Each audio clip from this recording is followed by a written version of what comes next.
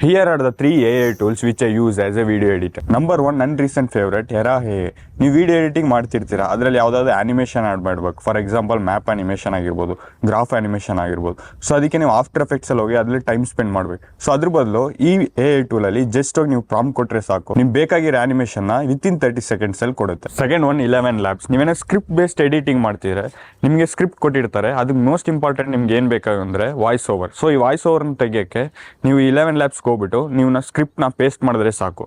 So ಅದರಲ್ಲೂ ಮತ್ತೆ ಎಷ್ಟೊಂದು ವಾಯ್ಸ್ ಮಾಡ್ಯೂಲ್ಸ್ ಆಯ್ತು, ಅದ್ರಲ್ಲಿ ನೀವು ಚೂಸ್ ಮಾಡ್ಕೋದು. ಮತ್ತು ಮೋಸ್ಟ್ ಇಂಪಾರ್ಟೆಂಟ್ ಏನಂದರೆ ನಿಮ್ಮ ವಾಯ್ಸ್ನ ಇದ್ರಲ್ಲಿ ಟ್ರೈನ್ ಮಾಡಿ ಎಕ್ಸಾಕ್ಟ್ ನಿಮ್ಮ ವಾಯ್ಸ್ ಥರನೇ ಒಂದು ವಾಯ್ಸ್ ಓವರ್ನ ಇದರಿಂದ ತೆಗಿಬೋದು. ಲಾಸ್ಟ್ ಒನ್ ನಿಮಗೆಲ್ಲ ಗೊತ್ತಿರುತ್ತೆ, ಗೂಗಲ್ VO3. ನೀವೇನಾದ್ರು ಹಿಸ್ಟ್ರಿ ಬೇಸ್ಡ್ ಎಡಿಟಿಂಗ್ ಮಾಡಬೇಕು ಅಥವಾ ಒಂದು ಡಾಕ್ಯುಮೆಂಟ್ರಿ ಸ್ಟೈಲ್ ಮಾಡಬೇಕಂದ್ರೆ ಆ ಫುಟೇಜ್ನ ಹುಡುಕೋದೇ ತುಂಬ ಕಷ್ಟ ಆಗುತ್ತೆ.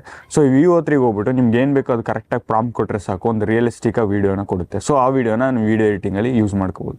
ಸೊ ಇದೇ ಥರ ವೀಡಿಯೋ ಎಡಿಟಿಂಗ್ ಬಗ್ಗೆ ತಿಳ್ಕೊಬೇಕಂದ್ರೆ ಈ ಪೇಜ್ನ ಫಾಲೋ ಮಾಡೋದನ್ನ ಮರಿಬೇಡಿ.